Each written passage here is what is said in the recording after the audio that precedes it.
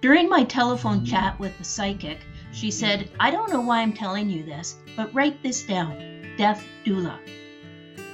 I'd never heard of this before, but I was looking for a career change, and little did I know this seemingly random suggestion would lead me down a profound path. Eager to learn more, I shared the term with two close friends. After some research, we uncovered an upcoming training course near my hometown. Without hesitation, I registered. The words from my friend hit me like a physical blow. Jan had stage 4 pancreatic cancer. She was my close friend, my mentor, my Reiki master, and spiritual guru. I moved to Kelowna to support her, and one evening her pain became unbearable, so I took her to the hospital. A few hours later, an oncologist's words confirmed our worst fears. It was incurable. He offered chemotherapy, dangling the hope of a few more months. But Jan, true to her spirit, looked him in the eye and asked, "At what cost?" He replied, "Your life might be extended by a few months, and you will be ill following treatments." She refused. I watched in amusement when the doctor tried to convince her a second time to try treatment. I knew he wouldn't win, and I told him as much. Jan had made up her mind in those few seconds. She wanted quality of life over quantity. Over the next month, Jan did her best to live her best life despite the pain. She wanted to spend whatever time she had left at home and didn't want to die in the hospital. One day we stumbled upon a possibility of how that could happen: medical assistance in dying. I stood by Jan as she shared her decision with her family. Her son admitted he didn't understand what MAID was, and I could feel his hesitation. I took him into the hallway and explained that it was like when they had to put the family dog down.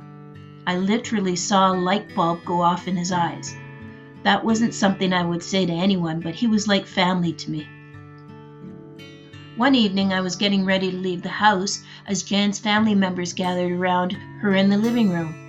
"Joe," they said, "please stay, we want you here." I stood at the kitchen counter and watched as each person told her what she meant to them, and Jan reciprocated. I was in awe of the courage of each person and knew then how important this deep, uncomfortable conversation was. In the back of my mind, I wondered, why do we wait until a loved one is dying to say what we feel? A couple of weeks later, my death doula class began. Jan insisted I stop by and see her each night to tell her what I learned.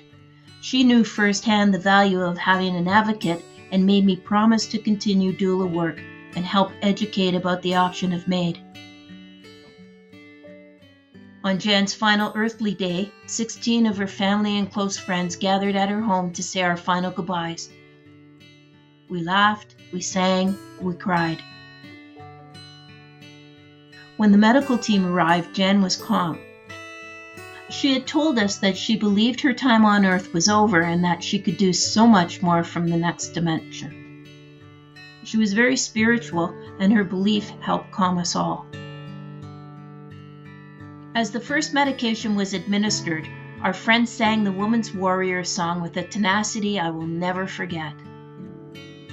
I saw the doctor look up in astonishment, and a tear rolled down his cheek. It was one of the most beautiful things I have ever experienced. My doula training ended on a Thursday, and Jan died by MAID the following day. Neither of us believe in coincidences.